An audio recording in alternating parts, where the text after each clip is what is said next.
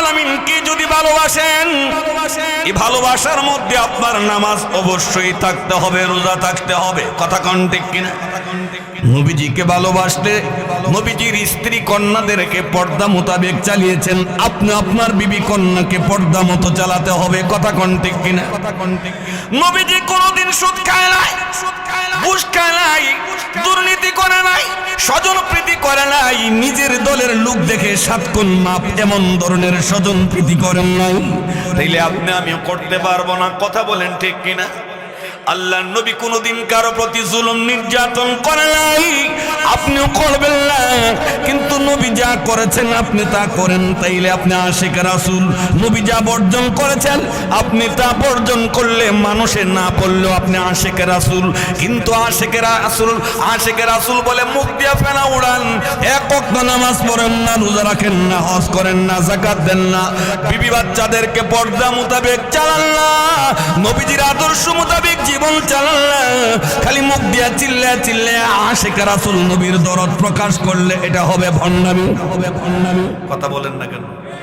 নবীজি নামাজ পড়ছেনি, এত বড় নবী, ওনার ডানে গুনাহ নাই, বামে গুনাহ নাই, সামনে বামে পিছনে উপরে নিচে রাসূলের কোনো গুনাহ খাতা আছে?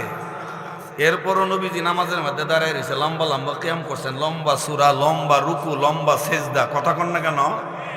এই কাজগুলো কইরা উম্মতকে শিক্ষা দিবেন। আমি এত বড় নবী, শেষ নবী, আমার গুনাহ খাতা কিচ্ছু নাই, আমাকে আল্লাহ তাআলা ইলম সবদান করছেন। এত মর্যাদা দেওয়ার পরও আমি নবীর ইবাদত লাগছে, তোমাদেরও লাগবে। কথা কয় না? আম্মা আয়েশা সিদ্দিকা রাদিয়াল্লাহু আনহা উনি বলেন, একদিন আমি আমার পাশে হাত দিলাম, যেহেতু দয়াল নবীজি আমার পাশে ঘুমায়, হাত দিয়ে যখন দেখলাম নবীজি আমার পাশে নাই, আমি চিন্তায় পড়ে গেলাম, কি হলো, কোথায় গেলেন? তালাশ করতে করতে গিয়ে পেলাম আল্লাহ নবী, বিশ্ব নবী নামাজের মতে রত। এত লম্বা লম্বা সূরা দিয়া নবী নামাজ পড়তেছেন, দীর্ঘক্ষণ দাঁড়ানোর কারণে নবীজির পা মুবারক গুলো ফুলে গেছে, মনে হয় যেন টুকা দিলে নবীজির চামড়া ফেটে রক্ত বের হয়ে যাবে। আর আমরা নামাজে গেলে কাওয়ার ঠুকুর। কথা গেলে আমরা নামাজে গেলে কাওয়ার ঠুকুর, মনে হয় টাইপ মেশিন চালাইছে, পড়তেছে। টাইপ মেশিন দেখছেন না সরকারি অফিসে টাইপ মেশিন আগের দিনে, এখন তো ডিজিটাল হয়ে গেছে কম্পিউটার। আগে আমরা খারা কিছু টাইপ আছেন, দিলে পট করে ওটা পট করে নামে টাইপ করতো। কথা কোন ঠিক নেই? আমাদের রুকু সেজদা এমন হয়ে গেছে, নামাজে কোনো ভারসাম্যতা নাই, নামাজে কোনো খুশু বিনয় নম্রতা বলতেই নাই। নামাজে ডানে চায় বামে চায়, কাপড় ঠিক করে হাই দে, মসজিদের গুরিত কয়টা বাজে এটা দেখে, আরো যত জাতের ডাইনে বামের মুসল্লি কি করতেছে না করতেছে সব হে অবজার্ভ করে। ইজ্জতের নামাজ নবীজি পড়ছে। আল্লাহর নবী বিশ্ব নবী এইভাবে যখন নামাজ পড়েন, আম্মা আয়েশা সিদ্দিকা ডাক দিয়া বলেন, ওগো নবীজি, আপনি যে মাসুম, আপনার ডানে বামে সামনে পিছনে উপরে নিচে কোনো গুনাহ নাই, আপনি কেন এত কষ্ট করেন? নামাজে এত লম্বা দাঁড়ায়া থাকার কারণে পা মুবারক ফুলে যায়, মনে হয় টুকা দিলেই রক্ত বের হবে। এত কষ্ট করে এত লম্বা সূরা কেরাত রুকু সিজদা করে কেন নামাজ পড়েন? আল্লাহ নবী ডাক দিয়ে বলেন, আয়েশা গো, আফালা আকুনা আবদান শাকুরা, আমি কি ওই আল্লাহর শুকরগুজার বান্দা হব না? যে মহান আল্লাহ আমাকে সুপার পাওয়ার দিয়েছেন, শাফাআতে কুবরার একমাত্র দায়িত্ব আমি নবীকে দেওয়া হয়েছে। মহান আল্লাহ যখন রাগান্বিত থাকবেন, তখন আল্লাহর সামনে দাঁড়ায় কেউ সুপারিশ করতে পারবে না, সেদিন আমি কেবল সুপারিশ করতে পারবো।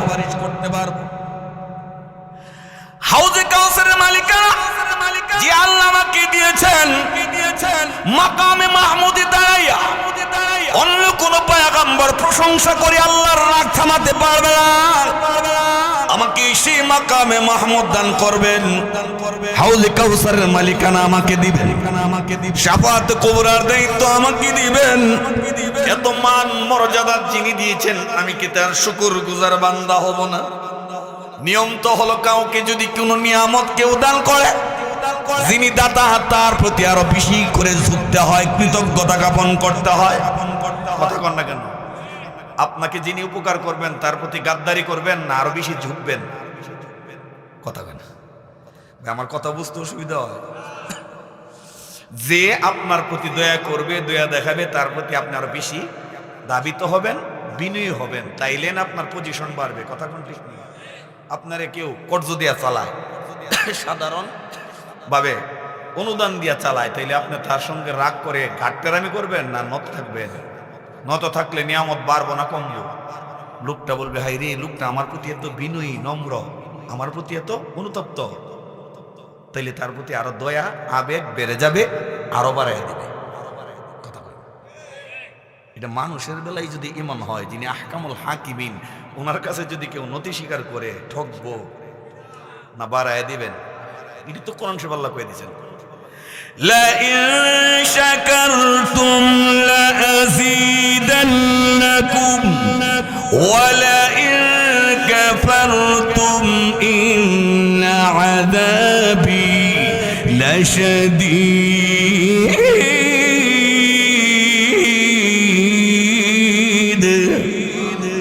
আল্লাহ বলেন, যারা আমার শুকরগুজার করবে তার প্রতি আমি আরো বাড়াইয়া দিব রিজিক, তার মান সম্মান, রিজিক ইজ্জত আমি আরো বাড়াইয়া দিব। আর সে যদি আমার প্রতি গাদ্দার হয়, কুবরি করে, আমি তাকে মর্মন্তুদ শাস্তিতে গ্রেফতার করব। আল্লাহ নবী বিশ্ব নবী বলেন, আয়েশা গো, শুকুর গুজার বান্দার প্রতি আল্লাহ বড় খুশি হয়, তার নিয়ামতের পর্যায়ে আরো বাড়ায়া দেয়। আফালা আকুনা আবদান শাকুরা, যে আল্লাহ আমাকে এতগুলো নিয়ামত দান করেছেন, আমি কি তার প্রতি অনুতপ্ত হব না? আমি কি তার প্রতি নরমাল থাকবো না? এই জন্য আমি লম্বা কিয়াম করি, লম্বা রুকু, লম্বা সিজদার মাধ্যমে আল্লাহর কাছে আমি বর্ষতা স্বীকার করি। সুবহানাল্লাহ জোরে কর। এত বড় পয়গম্বর যদি আল্লাহর দরবারে সিজদা দিয়ে পড়ে থাকেন, আল্লাহর পায়ে সিজদা দিয়ে পড়ে থাকেন, তো উনার দলের সদস্য তো আমরা। কথা বললেন কেন? নবীর দলের সদস্য না আপনারা? তাইলে আমাদের মূল নেতা মুহাম্মদুর রাসূলুল্লাহ সাল্লাল্লাহু আলাইহি সাল্লাম, উনি যেই কর্ম করছেন, এই কর্ম কি আমাদের করণীয় না বর্জনীয়? করতে হবে কি হবে না? যদি মনে করেন আমি তো শেষ নবীর উম্মত, আমার কি এত আমল আখলাক লাগবো, এমনিতে আমি জান্নাত জমগা, নবী আমারে শাফাত কইরা জান্নাতে নিয়ে যাইব, আমল আখলাকের দরকার নাই, এই জাতের কিছু বন্ড লোকও আছে। কথা কয় না? এটি দেখবেন কিছু ফিরের মধ্যে, ফিরের ছেলে আছে, এটি কয় সাহেবজাদা। কি জাদা? কি জাদা? পীরজাদা, সাহেবজাদা। এটি নামাজ টামাজ করে না, বাপরে, বাপের নাম বেচ্চা নদী পার হওয়া অসম্ভব না। কথা কয় না? এটার চলন্ত প্রমাণ, বাপ বুজুর্গ হলে সন্তান জান্নাতে যাবে এমন নাই। আল্লাহ নবী ফাতেমা রাদিয়াল্লাহু আনহাকে ডাক দেয়া বলেন, জি ফাতেমাকে নবী নিজের জবানে বলেছেন, ফাতেমা তো বিদাতুম মিন্নি, ফাতেমা আমার শরীরের অংশ। কত ভালোবাসা থাকলে কথা বলতে পারে? কথা কয় না? নবীজি যখন বলতেন ফাতেমা আমার শরীরের অংশ, এটা কি সাধারণ কথা? আল্লাহ নবী বলেন ফাতেমা আমার শরীরের অংশ। আরেকবার হাদিসের মধ্যে বলতেন ফাতেমা তো সাইয়্যিদাতু নিসাই আহলি জান্নাত, ফাতেমা হবেন জান্নাতের রমণীদের লিডার বা সর্দারনি। ঘোষণাকার আল্লাহর নবীর ঘোষণাকার, যে আল্লাহর নবী বিশ্ব নবী ফাতেমাকে জান্নাতের রমণীদের লিডার বলেছেন। যে নবীজি ফাতেমাকে নবীজির শরীরের অংশ বলেছেন, তার শাসনের বেলায় কোনো ধরনের শিথিলতা নেই। সেই ফাতেমাকে লক্ষ্য করে নবীজি বলেছেন, ফাতেমা গো, ইয়া বিনতু ফাতেমা, ইয়া ফাতেমা তু বিনতু মুহাম্মদ, হে মুহাম্মদ রাসূলুল্লাহর কন্যা ফাতেমা, আনকিজি নাফসাকি মিনান নার, তুমি নিজেকে নিজে জাহান্নামের আগুন থেকে বাঁচাও। লা উগনি আনকি মিনাল্লাহি শাইআ, আমি তোমাকে আগুন থেকে বাঁচাতে পারবো না। তুমি যদি গর্ব করে বলো আমি তো হলাম শেষ নবীর মেয়ে, আমার তো 7 খুন মাফ, 7 মারার মাপ, আমি তো আখেরি নবীর মেয়ে, আমি আমল না করলেও সমস্যা নাই, ঈমান আমল না ঠিক করলো আমার সমস্যা নাই, এইভাবে গর্ব করার কিছু নাই। কে বলেছেন? নবীজি কে বলেছেন? আনকিদি নাফসাকি মিনাল্লাহ, হে ফাতেমা তুমি দুজকের আগুন থেকে নিজেকে নিজে বাঁচাও। লা উগনি আনকি মিনাল্লাহি শাইআ,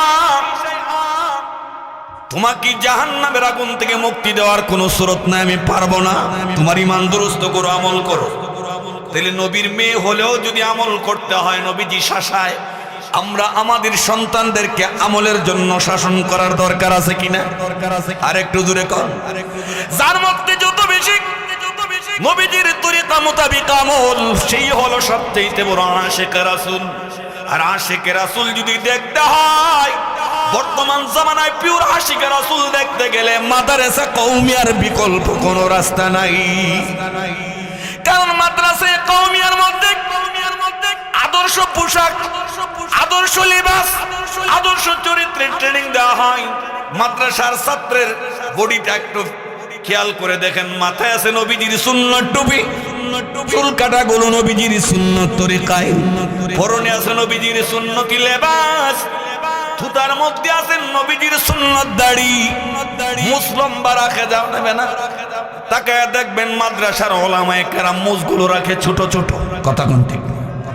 অনেক জায়গায় এবার মুছ এত বড় হয়, মুছের লেগে মুখ দেখা যায় না, মুছের লেগে মুখ দেখা যায় না, বাম্পার করা, এটা বাম্পার এমন আছে কি না? রে মুসলমান, ছাত্রদের মধ্যে ইশকে রাসূল, রাসূলের মহব্বত বেশি, সালাম দেয় ছাত্ররা বেশি, তাহাজ্জুদও পড়ে বেশি, নামাজও পড়ে জামাতে। দাড়ি ছাটলে কওমি মাদ্রাসায় ছাত্রর ভ্যালু নাই, তাকে এখরাজ করে দেওয়া হয়, বহিষ্কার করা হয়। কথা কয় না কেন? দাড়ি ছাটুন না ছেলেদেরকে মাদ্রাসায় রাখে, কোনো কওমি মাদ্রাসাত রাখতো না, অন্যখানে রাখতে পারে। টাকনুর নিচে পোশাক পরলে এই ছাত্রকে মাদ্রাসায় শাসন করা হয়, শাসন না মানলে বহিষ্কার করা হয়। কথা কয় না কেন? মাদ্রাসার ছাত্ররা ভুলবেন পরে টাকনুর নিচে পোশাক পরে যদি পইরই লাই আর হুজুরের নজরে পড়ে, তারে কড়া শাসন করে কিনা? শাসন করে কি বোঝায়? এক হাদিস শোনায়, মা আসফালা মিনাল কাবাইন মিনাল ইদারি ফিল্লার। যে লোক টাকনুর নিচে পোশাক পরিধান করে তারে আল্লাহ জাহান্নামে নিক্ষেপ করবেন। টাকনুর নিচে পোশাক পরিধান করলে আল্লাহ কোথায় নিক্ষেপ করবেন? এটা পুরুষের বেলায়। আর মা বোনেরা টাকনুর উপরে বললে জাহান্নামে যাবে। মা বোনরা পড়বেন টাকনুর নিচে, আর পুরুষেরা পড়বেন টাকনুর উপরে। টাকনু বুঝেন? টাকনু, টাকনুর মধ্যে হাড্ডি আসেনি, উঁচা একটা হাড্ডি, এটার বলা হয়, আরবিতে বলা হয় কাবা। আরবিতে বলা হয় কাবা। কাবাতুন শব্দ হচ্ছে উঁচু জায়গা। আমাদের যে কেবলা কাবা, এটা পৃথিবীর সবচেয়ে উঁচু জায়গাতে অবস্থিত, এবং চতুর্দিক দিয়ে ফিতা দিয়া মাপলে কাবা শরীফ হলেন পৃথিবীর মধ্য সেন্টার। কথা কোন ঠিক ঠিক না? তো কাবাতুন অর্থ হলো উঁচু। মানুষের পায়ের মধ্যে যেই উঁচু পাথর, এই হাড্ডিটা আছে, এটা বলা হয় কাবা। এটা যদি পুরুষেরটা ঢেকে রাখে, এটা একটা ম্যাগনেট। এটা কি? চুম্বক। এটা কি? চুম্বক। এটা পুরুষেরটা ঢেকে রাখলে পুরুষের যৌন শক্তি আস্তে আস্তে কমে যায়, মর্দামি শক্তি কমে যায়, চোখের জ্যোতি কমে যায়। এই জন্য যেই পুরুষ টাকনুর নিচে যত বেশি পোশাক পরবে, সে তত তাড়াতাড়ি অকিজু হয়ে পড়ে। কথা কোন ঠিক ঠিক না? আর নারীদের এটা ঢেকে রাখতে হয়। তাহলে মা আসফালা মিনাল কাবাইনি মিনাল ইজারি ফিন্নার, টাকনুর নিচে যে লোক পোশাক পরে তারে আল্লাহ জাহান্নামে দিবে। মাদ্রাসার ছাত্রদেরকে এই সুযোগ দেওয়া হয় টাকনুর নিচে পোশাক পরার। তাদের পোশাক আশাকের কোনো চেক করা হয় না। অন্যান্য শিক্ষা প্রতিষ্ঠানের ড্রেস আর কওমি মাদ্রাসার ড্রেস কি এক জাত? এখানে দেখেন রুটিনটা কি। ফজরের আগে ওঠে, তাহাজ্জুদ সময় থাকলে তাহাজ্জুদ পড়ায়, নাইলে তো ফজরের নামাজ সুন্নত জামাত পড়ার পর সূরা ইয়াসিন তেলাওয়াত করে, এরপর আবার যার যার পড়ায় বসে 7টা সাড়ে 7টার দিক দিয়ে হাফ টাইম 10 মিনিটের বিরতি দেয় নাস্তা খাওয়ার। কথা কোন ঠিক নেই? এরপর ফুল নাস্তার সময় দেয় 8টা সাড়ে 8টা বা 9টার দিক দিয়ে অবস্থা পরিপ্রেক্ষিতে। এরপর নাস্তার পরে আবার 10টার থেকে ক্লাস শুরু হয় জোহরের আগ পর্যন্ত। কোনো কোনো জায়গায় সকাল টাইমে ক্লাস হয়, 11টার থেকে 1টা পর্যন্ত ঘুম হয়। এ ছেলেটা গুনাহ করবো কোন সময়? গুনাহ করার টাইম কো? কথা কোন না? 11টার থেকে 1টা পর্যন্ত ঘুমাইলে ঘুমের তুইটা সে গোসল করে ফ্রেশ ট্রেশ হয়ে নামাজ পড়ে খাওয়া দাওয়া করে আবার দ্বিতীয় চ্যাপ্টারে বিকালে এসে পড়ালেখায় বসে আসর রাগ পর্যন্ত। আসরের নামাজ জামাতে পড়ার পর আসরের পর একটা নির্দিষ্ট আমল আছে, সূরা নাবা তেলাওয়াত হয়, বা কোনোখানে অন্যান্য সূরা তেলাওয়াত করেন, সূরা মুজাম্মিল তেলাওয়াত করেন। মাগরিবের আগ পর্যন্ত, মাগরিবের 10 মিনিট আগে তারে বসায় দেওয়া হয়, মোনাজাত করো। কারণ কাবলাল মাগরিব, মাগরিবের আগে দোয়া করলে দোয়া কবুল। কথা কন না কেন? ছেলেরা কান্নাকাটি করে দোয়া করেন, শুরু হয় মাগরিবের নামাজ। মাগরিবের নামাজের শেষে আবার সূরা ওয়াকিয়া তেলাওয়াতের পরে যার যার তেলাওয়াত, যার যার পড়া শুরু হয়। পড়তে পড়তে এর রক্ত হয়। এশার নামাজ জামাতে পড়ার পর খাওয়া দাওয়া, এর কিছুক্ষণ পরেই ঘুম। এরপরে কথা কয় না, হে গুনাহ করবো কোন সময়? মাদ্রাসাগুলো জান্নাতের বাগান, এখানে গুনাহ করার সুযোগ মিলে না, সহজে মিলে না। এর উপরে যদি উল্টাপাল্টা কিছু হইতেই পারে, কথা কোন ঠিক নি ঠিক না। 24 ঘন্টার রুটিনটা একটু সামথিং ভাবে আপনাদেরকে বললাম, তাহলে এই ছেলেগুলো হলো আশিক রাসূল, কথা কোন না কেন? বাইরে আমার লক্ষ্য করেন, নবীজির আমল আখলাক, নবীজির ওয়াজ নসিহত মতো যদি কেউ চলেন, তার অন্তরের মধ্যে নবীজির মহব্বত যে পরিমাণ বিরাজ করবে।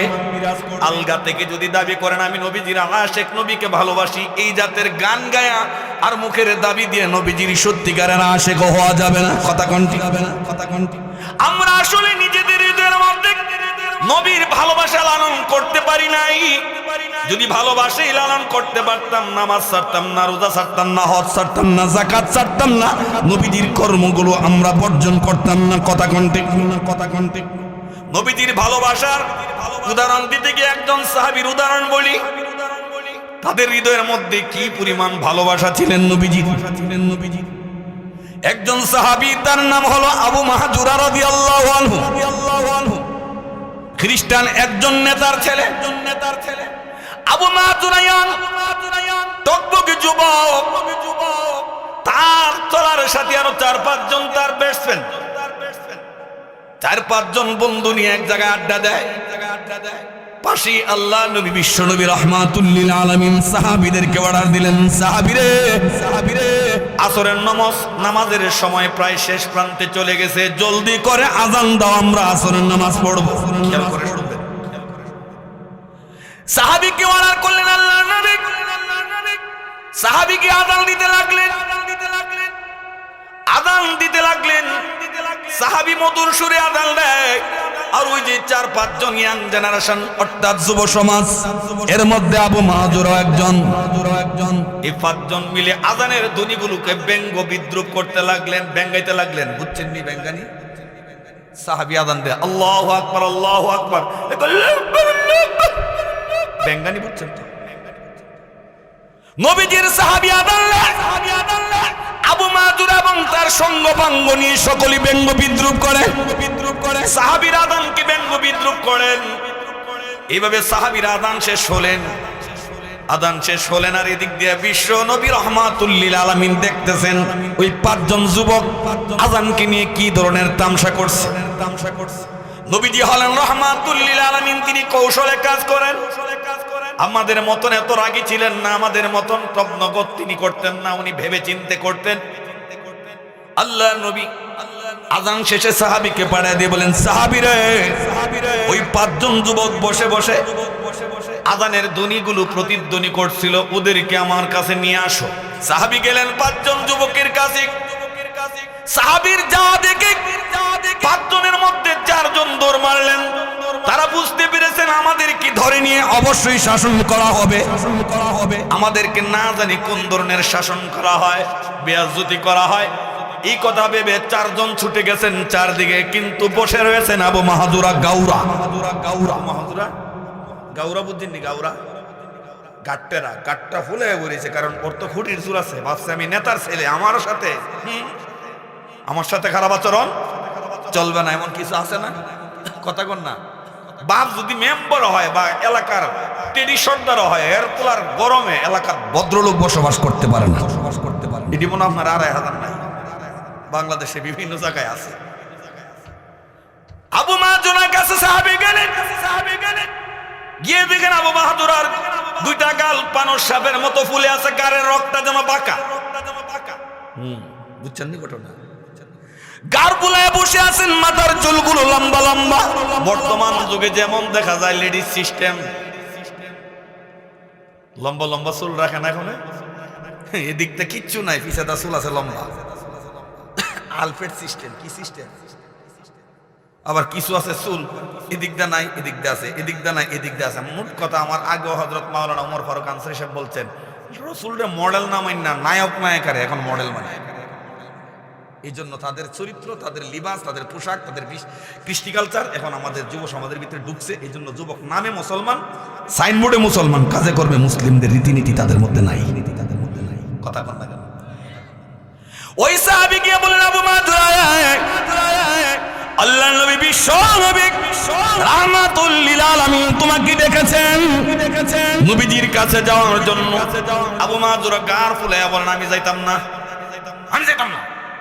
বেটার গরম আছে না, একটা এলাকার বড় নেতার ছেলে, খ্রিস্টান নেতার ছেলে। আবু মাহজুরা যেতেই চায় না, গাল তেরা। যে কোনো মূল্যে তাকে বিশ্ব নবীর কাছে নিয়ে আসা হয়। আল্লাহর নবী ডাক দিলেন, তোমার নাম কি? আবু মাহজুরা। কি মাহজুরা? কথা বলেন না কেন? আবু মাহজুরা। জবাবটা কি খুব ভদ্র ভাষায় হইছে?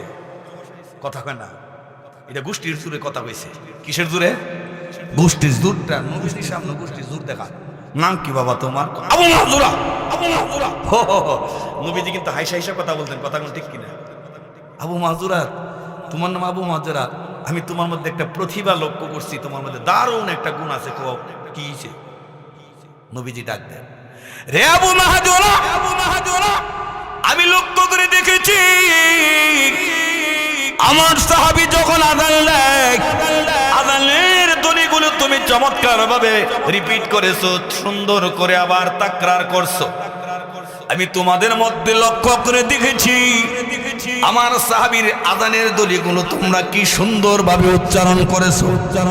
আসলে কি সুন্দরভাবে উচ্চারণ করছে। পাগল সেতে লাভ নাই, পাগলের বাইল দিয়ে অনেক কিছু কাজ করা যায়, ঠিক নেই? বাচ্চারা যদি আপনি হাসি দিয়ে এখন আব্বু আমার জন্য এক গ্লাস পানি নিয়ে আসো, এনা পানি না পেলে দুইটা মাইতে গেন না, কথা কন না। আর যদি এমন একটা ছাত্র অর্ডার দিন, হে উচ্চারাই রে কইলে আমি কি তোমার বাপের গুলাম না সাহ, কথা কন না। কথার নাম রবিশ, কথার নাম খবিশ। ভালো কথা দিয়ে মানুষের ভালোবাসা পাওয়া যায়, আর রুক্ষ কথা দিয়ে মানুষ থেকে দূরে সরা যায়, ঠিক নেই? আল্লাহ নবী বিশ্ব নবী রাহমাতুল লিল আলামিন মায়ের কোলে ডাক দিয়ে বলেন, আবু মাহজুরা, আমি লক্ষ্য করে দেখেছি তুমি আমার সাহাবীর আযানের ধ্বনিগুলো সুন্দর করে উচ্চারণ করেছ। সাহাবীর সঙ্গীত তুমি দারুণ রিপিট করেছো, উচ্চারণ করেছো।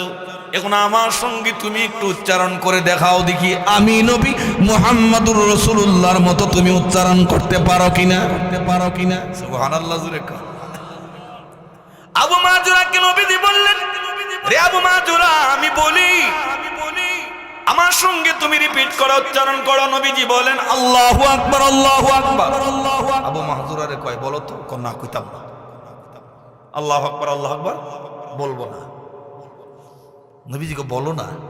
না, বলবো না। নবীজি মায়াবী করে কয়, তুমি তো পারো, দেখছি তো আমি, সুন্দর করে বলো। নবীজির আযানের সাথে কি কোনো তুলনা আছে? আযান দিতেছে, আল্লাহু আকবার, আল্লাহু আকবার। বলো না, বলবো না। নবীজিকে রাগান্বিত হইলে আল্লাহ নবী বিশ্ব নবী আবু মাহজুরাকে বুঝা বলেন, আবু মাহজুরা রে, তোমরা যদিও ধর্মগত দিক দিয়ে খ্রিস্টান, আমরা যেমন আল্লাহকে মানি তোমরা তো আল্লাহকে মানো। আল্লাহু আকবার বললে তো আর কোনো সমস্যা নাই। আমি নবীর সঙ্গে আল্লাহু আকবার একবার বলে দেখাও। এইভাবে বুঝানোর পরে আবু মাহজুরা নবীজির সঙ্গে বললেন, আল্লাহু আকবার, আল্লাহু আকবার। নবীজি তাকে প্রবোধ দিলেন, সান্ত্বনা দিয়ে বললেন, বাহ বাহ, চমৎকার, বাহ বাহ, চমৎকার, তুমি তো আমার মতো পেরে লইছো, আমার মতো পেরে লইছো। এবার নবীজি ডাক দিয়ে বললেন, আবু মাহজুরা, আল্লাহু আকবার সুন্দর করে বলেছ। এবার জুমলা, পরবর্তী জুমলাগুলো বলো। নবীজি বললেন, আশহাদু আল্লা ইলাহা ইল্লাল্লাহ,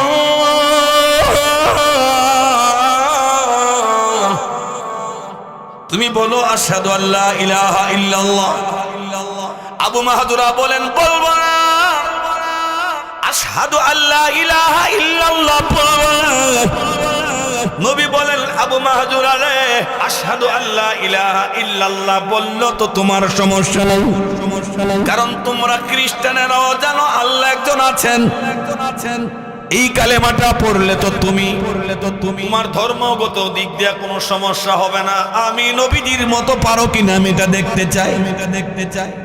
বুঝ দিলেন, পিঠে মোট দিলেন, আলতু করে মায়া করে। আবু আবু মাহাজুরা বলো না তুমি আমার মতো পারো কিনা দেখি। আশহাদু আল্লা ইলাহা ইল্লাল্লাহ। আবু মাহাজুরাকে বুঝানোর পর বলে ফেললেন আশহাদু আল্লা ইলাহা ইল্লাল্লাহ। নবীজি বললেন বাহ চমৎকার, মাশাআল্লাহ, বাহ চমৎকার, মাশাআল্লাহ, আমার মতো তো পাইরা লইছো। আস্তে আস্তে কিন্তু আবু মাহাজুরা নুয়াইতাছে, আবু মাহাজুরা নুয়াইতাছে। নবীজির পবিত্র জবানের ছোঁয়া পাইছে তো, আদর কার আদরটা পাইছে, সুবহানাল্লাহ। এবার আবু মাহাজুরাকে ডাক দিয়ে নবীজি বলেন, রে আবু মাহাজুরা, আল্লাহু আকবার, আল্লাহু আকবার আমার মতো বলেছো, আশহাদু আল্লা ইলাহা ইল্লাল্লাহ আমার মতো বলতে পেরেছো। দারুণ প্রতিভা রয়েছে তোমার মধ্যে, যেই যোগ্যতা, সেই যোগ্যতা রয়েছে তোমার মধ্যে। এবার তুমি আমার সঙ্গে তৃতীয় জমলাটা বলো আজানের, এটা তুই লাগবো ফেস। নবীজি বললেন জমলা, আজানের তৃতীয় জমলাটা শোনো, আশহাদু আন্না মুহাম্মাদার রাসূলুল্লাহ।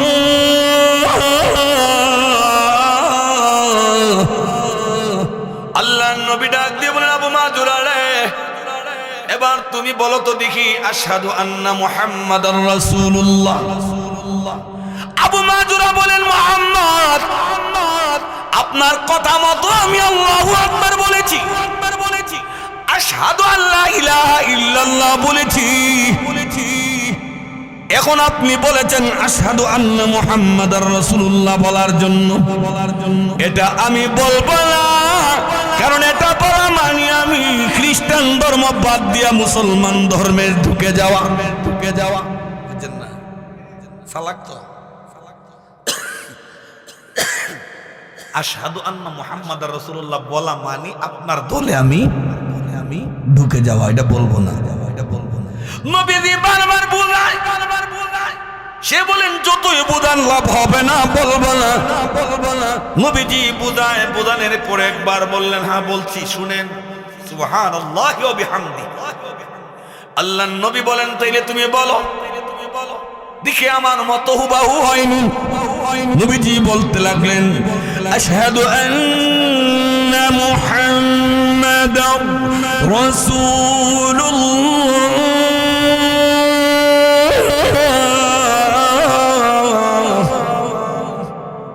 আবু মাহাজুরা বললেন, নবীজি বললেন বড় চমৎকার, আমি যেভাবে বলেছি তুমিও সুন্দরভাবে সেভাবে নকল করেছ।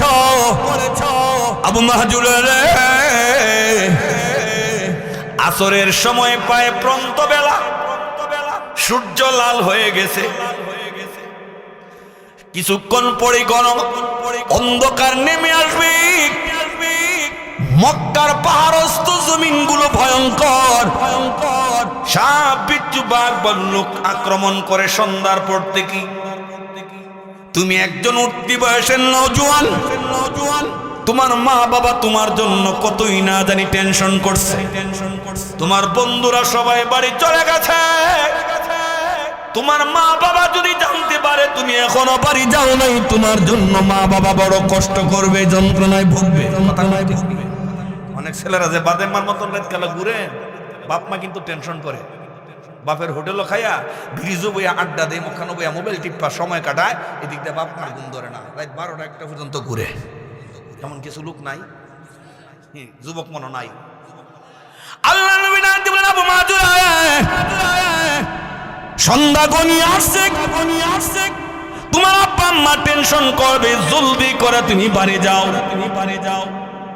আবু মাহাজুরা নিচের দিকে মাথা দিয়া জার জার করে চোখের পানি ছাড়ে আর ডেকরে ডেকরে কাঁদলে, শরীরের মধ্যে মনে হয় যেন ভূমিকম্প শুরু হয়ে গেছে। আবু মাহাজুরা কাঁদলে, নবী বলেন জলদি করে বাড়িতে যাও। আবু মাহাজুরা যুবক থরথর করে কান্দেন, চোখের পানি ছেড়ে দিয়া মাথা উঠে বলেন নবী গো, আমার আর বাড়ি যাওয়ার দরকার নাই, মা বাবার দরকার নাই। আপনি যে কালিমা পড়িয়েছেন আশহাদু আন্না মুহাম্মাদার রাসূলুল্লাহ, এই শব্দ যখন আমি পড়েছি আমার অন্তরের মধ্যে আপনার প্রতি এতই বেশি ভালোবাসা ঢুকে গেছে গো নবীজি এখন আমার বাড়ির দরকার নাই, মা বাবার দরকার নাই, আমি আপনাকে বড়ই ভালোবাসি গো নবী, যা জীবন আছে সারাটা জীবন আপনার পাশেই আমার জীবন কাটাতে চাই। কি বুঝলেন ঘটনা দিয়ে? আশহাদু আন্না মুহাম্মাদুর রাসূলুল্লাহ পবিত্র জবান থেকে শুনে জবান দিয়ে যখন নকল করলেন, তার হৃদয়ে নবীর প্রতি ভালোবাসা বেড়ে গেছে। ডুকরে ডুকরে কান্দেন আর বলেন, নবী গো, এই কালেমা পড়ার পরেই পৃথিবীর সবচেয়ে প্রিয় হয়ে গেছেন আমার হৃদয়ে আপনি, হৃদয়ে আপনি। সুবহানাল্লাহ বলবেন না? আপনি হয়ে গেলেন আমার প্রিয়। এখন আমার মায়ের দরকার নাই, বাবার দরকার নাই, বাড়ির দরকার নাই, আমার ঈমান যখন ঢুকে গেছে আপনাকে কি বড় ভালোবাসি, ভালোবাসি। সুবহানাল্লাহ জুড়ে বলে। কি পরিমাণ ভালোবাসা ছিল কিনা ছিল না? এমনই ভাবে সাহাবে কেরামের কতগুলো ঘটনা বলবো। একজন সাহাবী, মহিলা সাহাবা, ওনার কানের মধ্যে পৌঁছেছে নবীজি উহুদের জমিনে শহীদ হয়ে গেছেন। উনি আওলা কেশে পাগল নির্বেশে এই যে দৌড়তে লাগলেন। উহুদের কাছাকাছি পৌঁছলে একজন সাহাবীর সঙ্গে সাক্ষাৎ হয়। উনি ডাক দিয়ে বলেন, মহিলা গো, তুমি কোথায় যাও? মহিলা জবাব দিয়ে বলেন, উহুদের জমিনে যাই। সাহাবী বললেন, উহুদের জমিনে গিয়ে কোনো লাভ নাই, তোমার আব্বা যে যুদ্ধের ময়দানে এসেছিলেন উনি শহীদ হয়ে গেছেন। মহিলা কোনো পাত্তাই দিলেন না। বীর দর্পে তিনি সামনের দিকে বাড়তে লাগলেন। সামনে আরেকজন সাহাবী ডাক দিয়ে বলেন, মহিলা গো, কোথায় যাও? মহিলা জবাব দিয়ে বলেন, উহুদের জমিনে যাই। সাহাবী বললেন, কি লাভ নাই, তোমার স্বামী যে এসেছিলেন উনিও তো শহীদ হয়ে গেছেন। মহিলা বলেন, শহীদ হয়ে গেলে যাক। আমি সামনে বললাম, মহিলারও ঘুরায় দৌড়ে তিনি বীর দর্পে ছুটতে লাগলেন সামনের দিকে।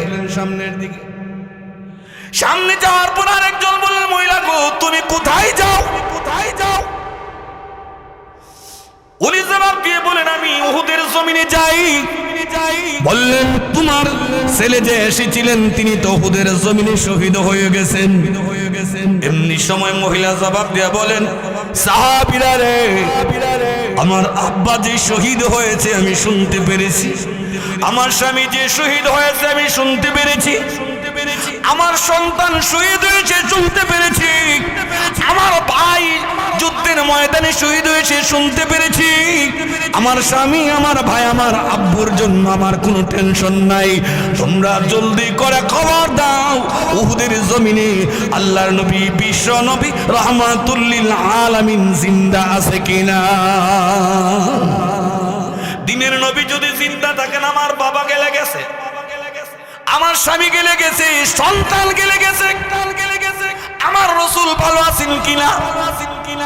নবীজির কাছে গিয়ে পৌঁছলেন। নবীজি থেকে সোহাগ মাখা কণ্ঠে বলেন, মহিলা গো, আমি রাসূল এখনো জিন্দা আছি, এখনো শহীদ হই নাই। তাহলে এমন ছিল তাদের ভিতরে ভালোবাসা। স্বামীর প্রতি ভালোবাসাকে তিনি তুচ্ছ মনে করেছেন, বাবার প্রতি ভালোবাসাকে তিনি ছোট্ট মনে করেছেন, সন্তানের ভালোবাসা এমনকি রক্তের বন্ধন আপন ভাইয়ের শহীদ হওয়াকেও তিনি সাধারণভাবে মেনে নিয়েছেন, তার হৃদয়ের মধ্যে লালন করেছেন রাসূলের মহব্বত। ওনার চিন্তা চেতনা হলো, আল্লাহ নবী, বিশ্ব নবী রাহমাতুল লিল আলামিন যদি জিন্দা থাকেন, আমার গীতি গোষ্ঠীর সবাই শহীদ হয়ে গেল, আমার অন্তরে কোনো দুঃখ নেই। এই ছিল তাদের হৃদয়ে ভালোবাসা। আরেকটি ঘটনা শুনেন, কত শুনবেন, ঘটনার অভাব নাই। শেখ আব্দুল্লাহ বিন জালা রাহমাতুল্লাহি আলাইহি, ওনার জীবন ইতিহাসটা বড় লোমহর্ষক। ওনাকে একজন ব্যক্তি দাওয়াত দিলেন, লোকটা ছিলেন শিয়া। লোকটা ছিলেন কি? শিয়া। শিয়ারা কি মুসলমানদের বন্ধু না শত্রু? শিয়া ব্যক্তি দাওয়াত দিলেন। দাওয়াত দিয়ে গিয়ে আর রসুলের সুন্নত হলো ইজাবাতুদ দাওয়া, কেউ দাওয়াত দিলে তা গ্রহণ করা, খাওয়ানোর দাওয়াত হোক বা যে কোনো অনুষ্ঠানের দাওয়াত হোক, মুসলমান দাওয়াত দিলে গ্রহণ করা সুন্নত। কথা কোন ঠিক নেই? উনি দাওয়াত গ্রহণ করলেন, তার বাড়িতে গেলেন। বাড়িতে যাওয়ার পর ওনার জিহ্বা মুবারক শিয়া ব্যক্তি ষড়যন্ত্র করে কেটে দিলেন। জিহ্বা কেটে দিয়েছে। ওনার জিহ্বা মুবারক যে মাত্র কেটে দিলেন, উনি ছিলেন আশিকে রাসূল। মুখে মুখে নয়, আমলে আখলাকে জীবন থেকে সাজিয়েছিলেন রসুলের সুন্নত তরিকায়। কাটা জিহ্বা যখন আর কথা বলতে পারে না, জিহ্বার অগ্রভাগ কেটে নেওয়া হয়েছে। এই কাটা জিহ্বা নিয়ে আল্লাহ নবীর রওজা মুবারকের মধ্যে হাজির। নবীজির কাছে নালিশ জানাতে লাগলেন, কারণ আল্লাহ নবী বিশ্ব নবী রওজা শরীফে জিন্দা। কথা কোন ঠিক? নবীজির কাছে বলেন, নবী গো, আমি কেন এই জিহ্বা দিয়ে আবু বকরের প্রশংসা করি? আমি এই জিহ্বা দিয়ে কেন ওমরের প্রশংসা করি? এই জিহ্বা দিয়ে কেন আপনার উপরে দরুদ রাসানি করি? এই জন্য ষড়যন্ত্র করে শিয়া ব্যক্তি আমার জিহ্বাটা কেটে দিয়েছে। জিহ্বা ছাড়া তো কোনো কথা বলতে পারি না। এভাবে নবীজির রওজা মুবারকের সামনে তিনি নালিশ করলেন। হঠাৎ করে তার চোখের মধ্যে ঘুম এসে যায়, কারণ মদিনাতুল মুনাওয়ারার মধ্যে সকিনা নাজিল হয়। কথা কন না কেন? স্পেশাল রহমত বরকত নাজিল হয় না মদিনায়? ওনার ঘুমে ধরে গেলেন। ঘুমের ঘরের মধ্যে স্বপ্নে দেখেন আল্লাহর নবী ডাক দিয়ে বলেন, আব্দুল্লাহ রে, তুই একটু হা কর। স্বপ্নে আমি হা করলাম। আল্লাহর নবী রাহমাতুল লিল আলামিনের পবিত্র মুখ থেকে লালা নিয়ে আমার জিহ্বার মধ্যে লাগিয়ে দিয়েছে। আমার ঘুম ভেঙে গেল। ঘুম থেকে উঠে দেখি আমার জিহ্বা আগে যে ছিল এর চাইতে হাজার হাজার গুণ বেশি সুস্থ হয়ে গেছে।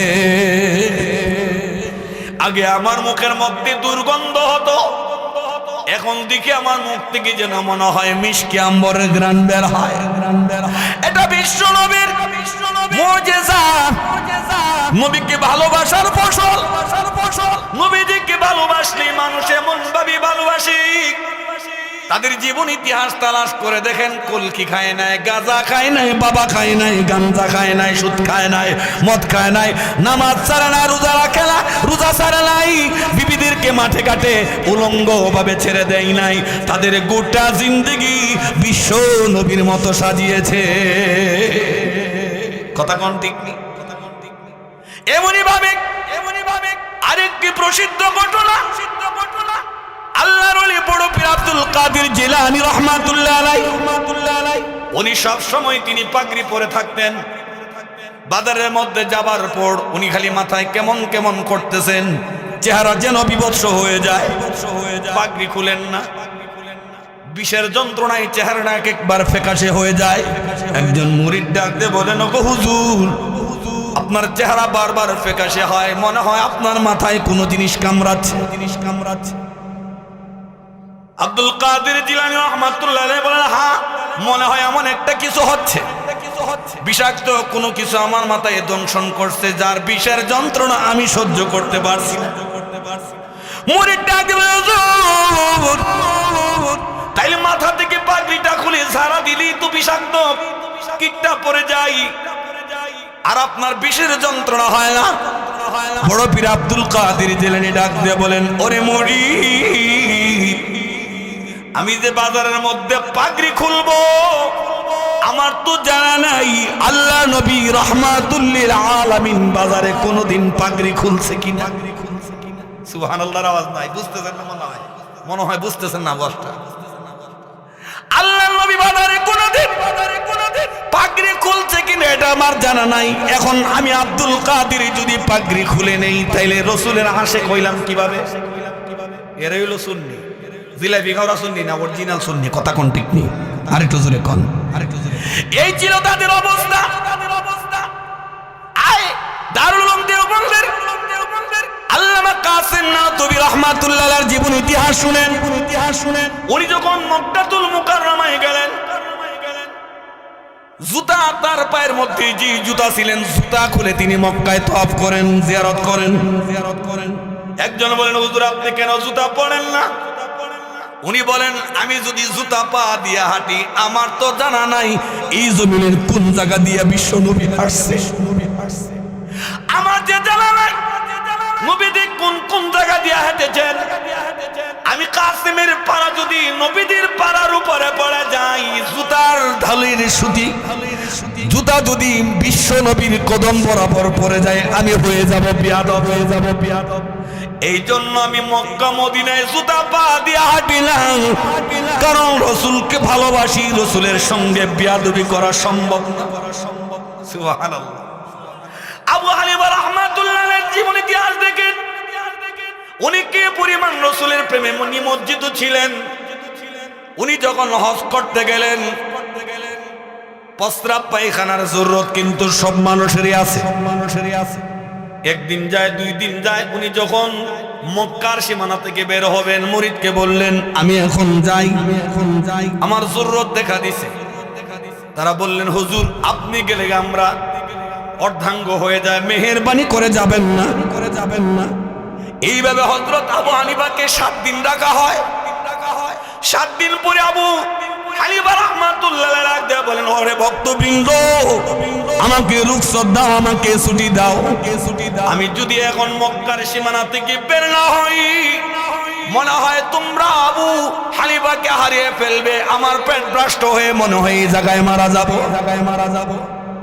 ভক্তবৃন্দ বললেন, হুজুর কারণ কি? ইমামে আজম আবু হানিফা চোখের পানি ছেড়ে দেয়া বলেন, ভক্তবৃন্দরা শুনে নাও, 7 দিন পর্যন্ত আমি প্রস্রাব করি নাই, পায়খানা করি নাই, 7 দিন পর্যন্ত আমি প্রস্রাব পায়খানা ছাড়া, পেটের মধ্যে দারুণ গ্যাস জমা হয়ে গেছে, প্রস্রাবের চাপে যেন কিডনি ফেটে যাবে। ভক্তরা বলেন, হুজুর আশপাশে তো প্রস্রাব পায়খানার স্থানের কোনো অভাব নাই, আপনি কাজে হাজত শেষ করলেই তো পারেন। উনিও সেম জবাব দিয়ে বলেন, ভক্তরা রে, আমার জানা নাই আল্লাহর নবী রাহমাতুল লিল আলামিন কোন দিক দিয়ে হাঁটছে। আমি আবু হানিফা যদি এই জায়গায় প্রস্রাব পায়খানা করি, নবীজি যদি দিক দিয়ে চলে গিয়ে থাকেন, হেঁটে থাকেন, তাইলে এটা হবে মারাত্মক বিয়াদবি। আমি রসুলকে বড় ভালোবাসি, আমার পক্ষে সম্ভব না এই জায়গায় প্রস্রাব পায়খানা করা। কথা ভালোবাসা ছিল কি ছিল না? আমলে এই পরিমাণ ভালোবাসা, রসুলের দৈনন্দিন জীবন ইতিহাস তারা গবেষণা করেছেন, জীবনকে সুন্দর করে সাজিয়েছেন। আর একজন আল্লাহর ওলি সৈয়দ আহমদ কবির রাফাই রাহমাতুল্লাহি আলাইহি, ওনার বাড়ি ছিলেন ইয়ামান। মক্কাতুল মুকাররমা থেকে অনেক দূর। উনি আসলেন মদিনা শরীফ জিয়ারত করতেন। উনি ছিলেন রসুলের দেওয়ানা, একদম দেওয়ানা, নবীর নাম শুনলে আর উশ থাকতো না। সুবহানাল্লাহ। সৈয়দ আহমদ কবির রাফাই রাহমাতুল্লাহি আলাইহি ইয়ামান থেকে কেউ হজ করতে গেলেই তার কাছে নবীজির শানে সালাম দরুদ পাঠিয়ে দিতেন। অনেকদিন পর যখন তার মদিনাতুল মুনাওয়ারায় যাওয়া, নবীজির রওজা মুবারকের সামনে দাঁড়ায় তিনি কাঁদতে লাগলেন, ঠুকরে ঠুকলেন, আর শের পড়তে লাগলেন, ফি হালাতিল বুদি রূহি কুনতু উরসিলুহা তুকাব্বিলুল আরদু আন্নি ওয়া হিয়া নাইবাতি। এইভাবে কবিতা পড়তে পড়তে তিনি বললেন, ফামিল ইয়াদাইকা লিকাই তুহদি বিহা শাবাতি। এটার অর্থ হলো, আগো রাহমাতুল লিল আলামিন, আমি আহমদ কবির রাফাইর বাড়ি হলো ইয়ামেন। অনেক দূর থেকে আপনাকে আমি বারবার স্মরণ করতাম, যদিও আমার বডি ছিল ইয়ামেনে, আমার রূহটাকে প্রতিদিন পাঠিয়েছিলাম মদিনার মাটি চুম্বন করার জন্য, আপনাকে সালাম বিনিময় করার জন্য। অগণবীজি, দীর্ঘদিন পরে ইয়ামান থেকে আমি আহমদ কবির রেফাই আল্লাহর তৌফিকে মক্কা মদিনায় পৌঁছলাম। এখন সরাসরি আমি আপনার রওজা পাকের সামনে হাজির। ফাবিল ইয়াদাইকা লিকাই তুহদি বিহা শাফাতি। এখন আমি আর দূর থেকে আপনার রওজা চুম্বন করতে চাই না, দূর থেকে আমার হৃদয়কে আপনার মদিনায় নায়েবে হিসাবে পাঠাতে চাই না। আমি সরে জমিনের সরাসরি আপনার রওজা পাকের সামনে আমি দাঁড়াবো। ফাহামিল ইয়াদাইকা লিকাই তুহদি বিহা শাফাতি। মেহেরবানি করে আপনার নুরানি হাত মোবারক রওজা থেকে বের করে দেন। আমি যদি সরাসরি আমার দূর দিয়া আপনার হাত মোবারকে চুমা দিতে পারি গো নবীজি, তাইলে আমার মনটা শান্তি পাবে। যেই মাত্র তিনি শের পড়লেন, যেন মনে হয় বিশ্ব নবীর রওজা বেদ করে নুরানি হাত বের হয়ে গেছে। সাইয়েদ আহমদ কবির রাবাই রাহমাতুল্লাহ আলাইহি, উনি ছিলেন সত্যিকারের আশিক রাসূল, ভণ্ড আশিক রাসূল নয়। হাতের মধ্যে ইচ্ছা মতো চুমাইলেন, নবীজির হাত মুবারক রওজার ভিতরে চলে গেলেন। এই যে নবীজির নুরানি হাত মুবারক বের হয়েছেন, মদিনার আশপাশে দীর্ঘক্ষণ পর্যন্ত বিশাল এক আলোর ঝলক জ্বলতেছিল। সাইয়েদ আহমদ কবির রাবাই ভাবলেন, আমি যেহেতু সরাসরি নবীজির হাত মুবারকে চুমা দিয়েছি, আমার ভিতরে অহংকার ঢুকতে পারে, আমার ভিতরে কিবির ঢুকতে পারে। কারণ অহংকার এমন ভয়ঙ্কর এক ভাইরাস, সরিষার সম পরিমাণ। কারণ তোরে যদি অহংকার ঢুকে আল্লাহ তাকে ধ্বংস করে দেয়। কথা বলেন ঠিক কিনা? কারণ হাদিসে কুদসির মধ্যে আল্লাহ বলেন, আল কিবরিয়া উরিদাই, অহংকার হলো আমি আল্লাহর চাদর। অহংকার কার চাদর? আমি আল্লাহর অহংকারের চাদরে ধরে যদি কেউ টানলে আমি বরদাস্ত করতে পারি না। কারণ আল্লাহর চাইতে বড় কেউ হতে পারে না। কথা কোন ঠিক কিনা? ওয়ালাম ইয়াকুল্লাহু কুফুয়ান আহাদ, আল্লাহর চাইতে বড় হওয়া তো দূরের কথা, আল্লাহর সাথে কম্পিটিশন দিবেন, কাউন্টার দিবেন, এমন কেউ হতেই পারে না। সাইয়েদ আহমদ কবির রাবাই আশিক রাসূল চোখের পানি ছাড়েন আর বলেন, আমার ভিতরে যদি অহংকার এসে যায় আমি ধ্বংস। আমার অহংকার বিলীন করার জন্য একটা প্রসেস করার দরকার। উনি রসুলকে দেখলেন, রসুলের হাত মুবারকে ইচ্ছা মতো চুম্বন দিয়া ফয়েজ বরকত হাসিল করলেন। এবার তিনি গবেষণা করে যখন দেখলেন অহংকার যেন না ঢুকে, এই চিন্তা করে মদিনার যে গেট, মদিনাতে ঢুকতে গেলে যে গেট, এই গেটের মধ্যে তিনি সোজা হয়ে শুয়ে গেছেন। সুবহানাল্লাহ বলবেন না? সোজা হয়ে গেট পাতারে শুয়ে গেলেন। যারা এই মদিনা জিয়ারতের জন্য যায় তাদেরকে ডেকে ডেকে বলেন, রে ভাইরা আমার, আমি আহমদ কবির রাবাইর পিঠের মধ্যে পাড়া দিয়া যাও, আমার উপরে দিয়ে ডিঙ্গায়া যাও, না জানি আমি অহংকারী হয়ে যাই। তোমরা যারা এই দয়াল নবীজির রওজা জিয়ারত করতে ঢুকতেছো, আমার পিঠের উপরে পাড়া দিয়া যাও, আমাকে ডিঙ্গায়া যাও।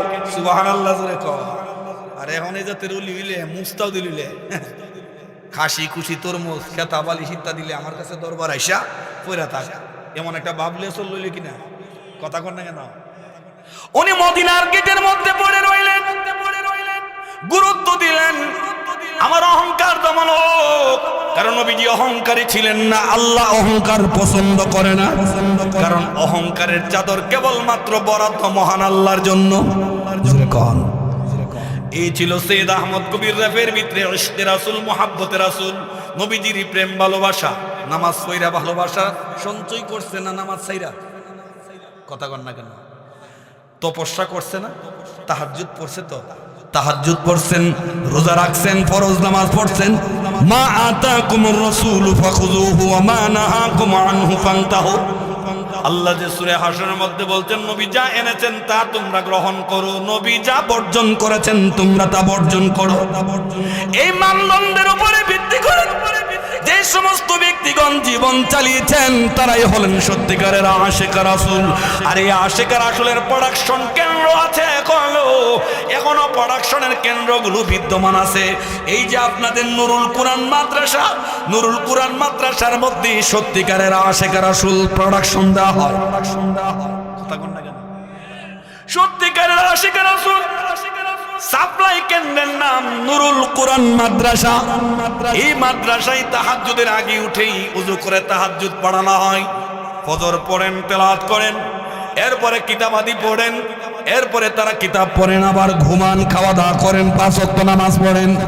দাড়ির মধ্যে খুরকিসি লাগায় না, লিবাসের মধ্যে ইহুদি খ্রিস্টানদের লিবাস পড়ে না। আল্লাহ নবী বলেন, মান তাশাব্বাহা বিকওমিন ফাহুয়া মিনহুম। যে সাথে যার সাথে মডেলিং এর দিক দিয়া যে কোনো দিক দিয়া সামঞ্জস্য রাখে তার সঙ্গে হাসর মাহশর হবে। তোমার মডেল, তোমার লেবাস যদি নবীজির তরিকা মতো হয়, তোমার চলাফেরা, খাওয়া দাওয়া, তোমার বচন ভঙ্গি সবগুলো যদি নবীজির মতো কিংবা সাহাবীর মতো হয়, তাইলেই তুমি হবে আশিকে রাসূল, আর অন্যথায় তুমি হবে দুশমনে রাসূল। কথা বলেন ঠিক কিনা? বলেন ঠিক কিনা? আমরা নবীজির আশিক হতে চাই কিনা? আশিক হতে গেলে ইলমের দরকার আছে কি আছে না? বিদ্যা থাকলে উপায় হয়, বিদ্যা থাকলে সঠিক পদ্ধতিতে ইবাদত বন্দি করা সম্ভব হয়। যার বিদ্যা নাই, মূর্খ ব্যক্তি যে কোনো সময় বড় ধরনের অ্যাক্সিডেন্ট হতে পারে। কথা বলেন না কেন? এটার একটা উদাহরণ দিলে আপনারা বুঝবেন। কুল হাল ইয়াস্তাবিল লাযীনা ইয়ালামুনা ওয়াল লাযীনা লা ইয়ালামুন। নবীকে আল্লাহ হুকুম করে বলেন, নবী গো আপনি বলুন, হাল ইয়াস্তাবিল লাযীনা ইয়ালামুনা ওয়াল লাযীনা লা ইয়ালামুন। যারা ইলম শিখে, যারা ইলম শিখে নাই, তারা কি সমান? প্রশ্নবোধক চিহ্ন রাখছেন। আপনারাই বলুন, যাদের ভিতরে কোরআন ও হাদিসের ইলম আছে তারা, আর যাদের ভিতরে কোরআন ও হাদিসের ইলম নাই তারা কি সমান? জোরে কম। আবেদ হইতে পারে সবাই, মাস্টার্স পাস, এলএলবি পাস না করেন না। আবেদ হইতে পারে জেনারেল লোকেরা, স্কুল কলেজ ভার্সিটি পড়ুয়া, যে কোনো শিক্ষিত ব্যক্তি আবেদ হতে পারে। আবেদ মানে ইবাদতকারী। ইবাদতকারী কেন? স্কুল কলেজ ভার্সিটির ছেলেরা কি আল্লাহকে ডাকে না? নামাজ পড়ে না? কথা বল না কেন? রোজা রাখে না? তাদের মধ্যে কি তাহাজ্জুদের স্বভাব নাই? বহুত আছে তাহাজ্জুদ পড়ে, রোজা রাখে, আল্লাহ বিল্লাহ করে, কান্নাকাটি করে, কিন্তু তার মধ্যে ইসলামী বিদ্যা নাই। যে কোনো সময় বড় ধরনের অ্যাক্সিডেন্টের শিকার হতে পারে। কথা কন না কেন? এটার উদাহরণটা দিলে আপনারা সহজভাবে বুঝবেন। সহজ উদাহরণটা হলো হাকিমুল উম্মাত আশরাফ আলী থানভী রাহমাতুল্লাহ আলাইহি লেখেন, এক ব্যক্তির নাম আলী আসগর, আরেক ব্যক্তির নাম আলী আকবর। আলী আসগর যেটা, এটা হলো মূর্খ আবেদ। মূর্খ আবেদ হইল ইবাদতের দিক ডাক দেয়, ইবাদতের দিক দেয় 5 ওয়াক্তের নামাজ তাকবীরুল্লাহর সাথে পড়ে। ভালো না খারাপ? ভালো না খারাপ? 5 ওয়াক্ত নামাজ তাকবীরুল্লাহর সাথে পড়ে এবং সামনের কাতারও বৈশা পড়ে। কোনোদিন তার নামাজ কাজা হয় না, তাকবীরে ওলাও ফতো হয় না, তাহাজ্জুদও ছুটে না, জিকির আজকারও মিনিটের জন্য তার মুখ থেকে পড়ে না। তাইলে লোকটা ভালো না খারাপ? ইবাদত গুজার, কিন্তু কি নাই? ইসলামী বিদ্যা নাই। তাইলে তারা আমরা কি বলতে পারি? আবেদ। তারা কি বলতে পারি? আবেদ। এই আবেদ 5 ওয়াক্তের নামাজ আগের কাতারও বৈশা যখন পড়ে, মিস্টার ইবলিসের ষড়যন্ত্র জালে সে আবদ্ধ হয়ে গেছে। মানুষ খালি প্রশংসা করে কয়, এই আলী আসগর জি ওলি তাসবিহ টিপে, তাহাজ্জুদ করে, নামাজ পড়ে, তাকবীরুল্লাহর সাথে নামাজ পড়ে। এইভাবে প্রশংসা করতে করতে দেখবেন সামনে প্রশংসা করলে কিন্তু মানুষ ভ্রষ্ট হয়ে থাকে। কথা কন না কেন? সামনে প্রশংসা করা ভালো, জীবনও কাউরে সামনে প্রশংসা করবেন না। সামনে প্রশংসা করলে মনে করবেন যে হের লাইফ আপনি শেষ করে দিয়েছেন। মরার পরে প্রশংসা করা অথবা তার অগোচরে প্রশংসা করা। সামনে প্রশংসা করলে ভিতরে গিয়া ইগো বাড়ে, ইগো। আমি একজনই, বুঝে নাও নয়, আমি একজন, আমারে সবাই ভালো কয়, আবার আকাম কুকাম করে লাই, আর ধরা খাইতাম না, সবাই আগেরটা দিয়ে আমারে চালাই নিব, তখন লোকটা নষ্ট হয় তাড়াতাড়ি। কথা কন না কেন? সামনাসামনি প্রশংসা নয়, কিন্তু এইভাবে সামনাসামনি প্রশংসা করে আলী আসগরের এমন মাপে উড়াইছে, এবার দ্বিতীয়ত বেড়ার ইগুর মধ্যে লাগছে। হ্যাঁ, সবাই আমার প্রশংসা করে, স্তুতি জ্ঞাপন করে, কিন্তু ওই যে আলী আকবর, একটার কথা বুঝলেন নি? কথা কয় না। আলী আসগর এটা হইল আবেদ, আর একটা হলো আলী আকবর, এটা হচ্ছে বিড়াল। বিড়াল চিনেন আপনার এলাকায়? জোকার চিনেন নি? জোকার? কথা বলেন না। জোকার বিড়াল আপনার এটা কি কন? রসিকতা করে অনেক ব্যক্তি আছে দেখবেন, কথা কইলে মানুষেরা হাসাইলা, এমন কিছু লোক নাই? কথার বচন ভঙ্গি ভিন্ন, হ্যাঁ, কথা কইলেই পাবলিক হাসে, এমন কিছু রসিক লোক নাই? এই আলী আকবর হইল রসিক। এই লোকে কয়, হ্যার বুজুর্গি আমি ধরাইতেছি, রাখো। একদিন আলী আসগর, ওই যে আবেদ, মূর্খ আবেদ, জেনারেল শিক্ষিত আবেদি, তাহাজ্জুদের জন্য ওযু করতে উঠলেন। এই তাহাজ্জুদ করতে গেলে তো এখন তো সব বাথরুমের ভিতরে অ্যাটাচড আছে, তখন তার এমন ছিল না। দূরে গিয়া পুকুরে যখন উজু করবেন এই সুযোগে ওই আলী আকবর জোকার যেটা এটা গিয়া ঘরের সারো কারো উঠছে কার চিনেন আপনার এলাকায় কি কয় কার কয় সিলিং কয় ঠিক না এই কারের মধ্যে উঠছে ওইটা চুপচাপ বসা আলী আসগর আবেদ সব দোয়া করতেছে আল্লাহ তুমি আমার মাফ করে দাও আমার জীবনে কোনো মাফ করে দাও ভালোই তো দোয়া করা ভালো না দোয়া করতেছে কি সুন্দর দোয়া ربنا ظلمنا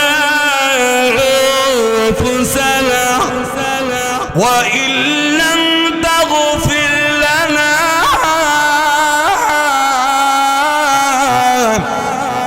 وترحمنا لنكونن من الخاسرين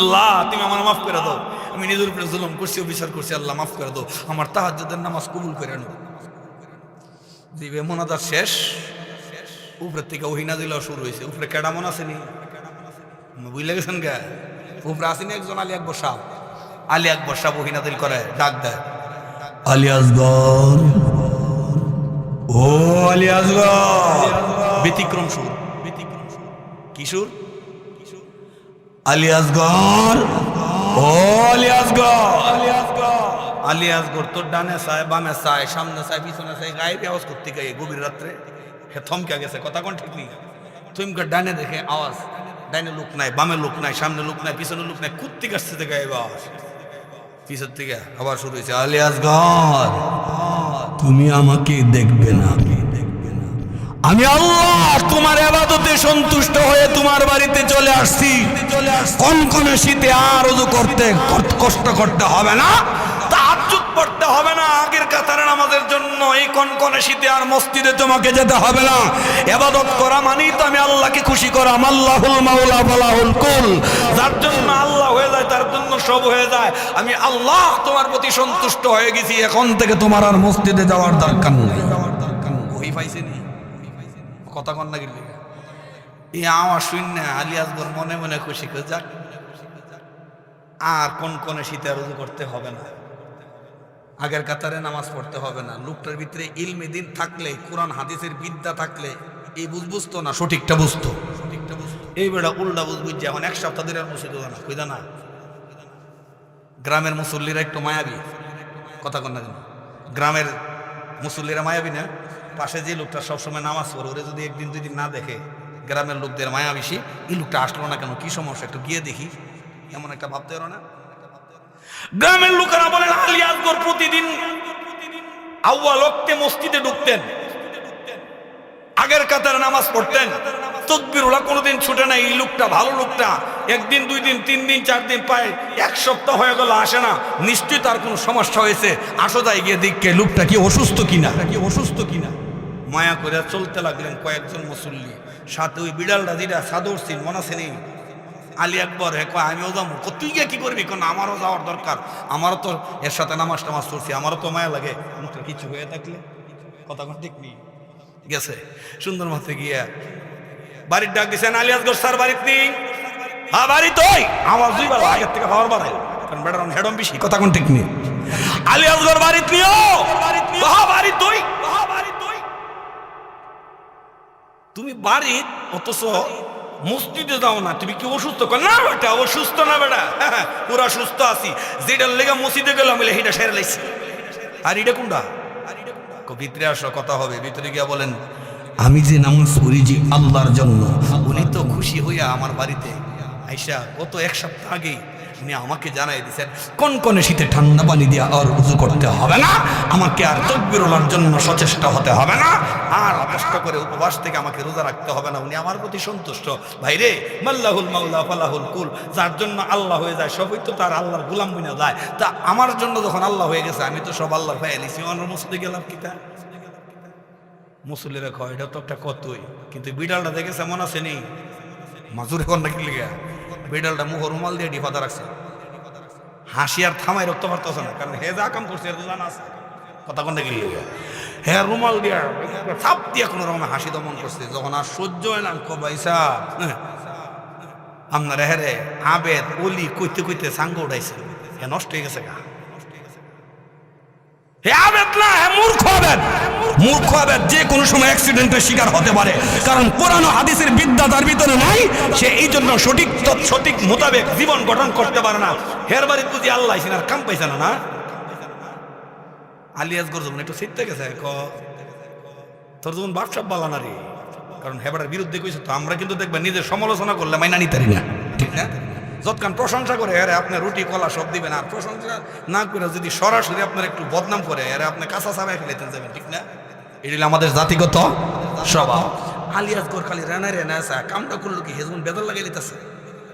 আলী আকবর আলিয়াস গর তোর বাড়িতে আল্লাহ আসছিল না, জিব্রাইল আসছিল ওই নাজিল করার জন্য। কেমনে ডাক দিছি এমনি নি আলিয়াস গর এমনি তো ডাক দিছিন, এমনি তো ডাক দিছিন। গাদা রে, এটা আল্লাহর ডাক ছিল না, এটা জিব্রাইলের ডাক ছিল না। আমি আলী আকবর তোর আকাম ধরার জন্য আমি তোর সিলিংয়ের মধ্যে দুইটা ছিলাম। তুই যখন তাহাজ্জুদের উযু করার জন্য পুকুরে গেছিলি, এই সুযোগে আমি কারের মধ্যে দুইটা এসে আমি তোর টেস্ট করছি। তোর যে কুমড়া বাইন্দা গেছে, হৃদয় বড় হয়ে গেছে, আবেদ শুনতে শুনতে মানুষ তোর আবেদ কয়, ওলি কয়, এটি শুনতে শুনতে তোর ভিতরে অহংকার ঢুকছে। তুই যে মূর্খ আবেদ, এটা প্রকাশ করার জন্যই জনগণের সামনে আমি তুলে ধরার জন্য এই পদ্ধতি অবলম্বন করছি। এটা আল্লাহ আছেন না আমি আসলাম। এই ঘটনাটার দ্বারা কি বুঝলেন? কিছু কয় না। ইলিম না থাকলে তারে ধোকা দেওয়া সম্ভব। আল্লাহ কি কোনো ব্যক্তির বাড়িতে গিয়ে আসে এই যাতে ডাক দিব? কোরআন হাদিস আছে? জোরে কম না। এটা হলো মূর্খ আবেদের এক্সাম্পল। এবার আসুন শিক্ষিত হলে কি লাভ? মহিউসুন্নাহ বড় পীর আব্দুল কাদের জিলানী বড় আলেম ছিলেন, ফকি ছিলেন, জবরদস্ত মুহাক্কিক ছিলেন। উনার বাড়িতে মিস্টার ইবলিস গেছেন, সরাসরি ইবলিসকে ডাক দিয়ে বলেন, আব্দুল কাদের আর ইবাদত করতে হবে না, কষ্ট করে ওযু করতে হবে না, ইবাদত বন্দেগী যার জন্য করো আমি তার প্রতি সন্তুষ্ট। আমি আল্লাহ তোমার বাড়িতে আসছি, সন্তুষ্ট হয়ে গেছি। আব্দুল্লাহ যেই মাত্র শয়তানি ভাবে ধোঁকা দিলেন মহিউসুন্নাহ আব্দুল কাদের জিলানীকে। আব্দুল কাদের জিলানী তো ইলমওয়ালা, কুরআন ও হাদিসের বিদ্যা আছেন। উনি জানেন ভালো করে আল্লাহ এইভাবে কারো বাড়ির ছাদ আইসা রাখে না। উনি ডাক দিয়ে বললেন, মিস্টার ইবলিস রে, জলদি করে পলায়ন কর, নাইলে কিন্তু পিস্তল বাইর করুম। নাইলে কি বাইর করুম? ইবলিসে কয়, কি আমার চিহ্ন লাইছো? আমি যে ইবলিস চিনছি মানে পিস্তলটা বের করুম নি। লা হাওলা ওয়ালা কুওয়াতা ইল্লা বিল্লাহ বললে শয়তান দৌড়ে নি। মা একটু জোরে কর না। লা হাওলা ওয়ালা কুওয়াতা ইল্লা বিল্লাহ যেই মাত্র বললেন শয়তান বুদবুদে দৌড়ে। কয়, আব্দুল কাদের আজকে তোমার ইমান আমি খেয়ে দিছিলাম, কিন্তু ইলিমে তোমারে বাঁচাইছে। ইলিম না থাকলে তোমার ইমান শেষ আছিল। আব্দুল কাদের জিলানী বললেন, লা হাওলা ওয়ালা কুওয়াতা ইল্লা বিল্লাহ, আস্তাগফিরুল্লাহ রাব্বি মিন কুল্লি যামবি ওয়া আতুবু ইলাইহি, লা হাওলা ওয়ালা কুওয়াতা ইল্লা বিল্লাহ। ও মিস্টার ইবলিস, আল্লাহ আমাকে বাঁচাইছে, আমার ইলিম আমাকে বাঁচাই নাই। ইলিম বাঁচানেওয়ালা না, ইলিমের দ্বারা কোনো জিনিস কেউ মুক্তি পেতে পারে না। আল্লাহ আমাকে বাঁচাইছে। তুই মিস্টার ইবলিস যা ভাগ, যা ভাগ। ধোঁকা দিতেছে, জানিস তোর লোক আলেমরে ধোঁকা দিতে পারছে, কিন্তু আবেদ আলিয়াস গরের ধোঁকা দিতে পারছে কিনা? এই জন্য আল্লাহ বলছেন, কুল হাল ইয়াস্তাবিল্লাযীনা ইয়া'লামুনা ওয়াল্লাযীনা লা ইয়া'লামুন।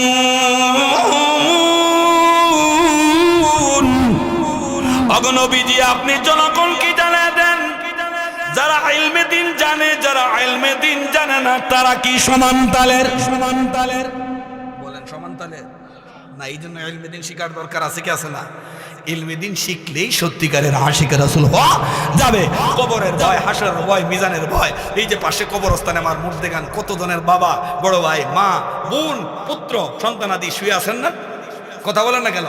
যখন কোরআনের ইলিম ভিতরে থাকবে তাদের কথা মনে হবে, আপনার ভয় হবে, আল্লাহর কাছে দোয়া করবেন, তাদের জন্য ইসালে সওয়াবের জন্য সদকা করবেন, ছাত্রদেরকে আদর করবেন। আর ছাত্রদেরকে আদর করা লাজেম কেন জানেন? পৃথিবীর সেরা সন্তান মাদ্রাসার ছাত্র। এদিকে আমার বাপের ঘরের কথা, আমি আলেম দিকের লেগে আলেমের পক্ষে বুঝাচ্ছি। আমার নবীজি বলছেন, ওয়া ইন্নাল মালাইকাতা লাতাদাউ আজনিহাতাহা রিদান লিতালিবিল ইলমি। মাদ্রাসার ছাত্র যখন কোর্ট থেকে বের হয় ইলম হাসিল করার জন্য, নূরের ফিরিস্তা পাখা বিছিয়ে দিয়া বলেন, আমার পাখার উপরে দিয়া যাও, আমি ফিরিস্তার জীবন বন্ধ করব। মিশকাত শরীফের হাদিস, ওয়া ইন্নাল মালাইকাতা লাতাদাউ আজনিহাতাহা রিদান লিতালিবিল ইলমি।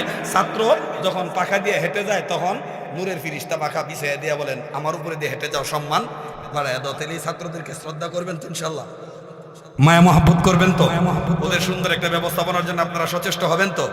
যাক মহাজ্জাজ তাহলে রাত হয়ে গেছে অনেক বেশি, আবার শুক্রবার দিন, বেশি বিলম্ব করতে চাই না। আমার ভাই হযরত মাওলানা ওমর ফারুক আনসারী সাহেব মাদ্দাজিল্লাহ আলী উনি অনেকটি দুধ দুয়ায়ে গেছেন। আমি গাভীর দুধের এখন তো দুধ শেষ পর্যায়ে বানের মধ্যে একটু সরিষার তেল দিয়া ফানায় দিয়া দিয়ে একটা টান নেবো, যদি কিছু থাকে হয়তো বের হতে পারে। এই জন্য শেষ ফিনিশিং আমি বললাম আমার ভাইদের কাছে। উনি তো অনেক করছেন, সুন্দর মানুষ মাশাআল্লাহ, ওনার বানাইছে আল্লাহ তাআলা, সুন্দর বডি, সুন্দর চেহারা, সুন্দর বচনভঙ্গি, সুন্দর আখলাকের মানুষ আমার ভাই, বড় বুজুর্গ মানুষ, আল্লাহওয়ালা মানুষ। আর কাছের মানুষরা একটু মানুষের মূল্যায়ন একটু কমই করে, দূরের মানুষ যদি একটু অলৌকিক কিছু দেখায় তাইলে বহুত কিছু।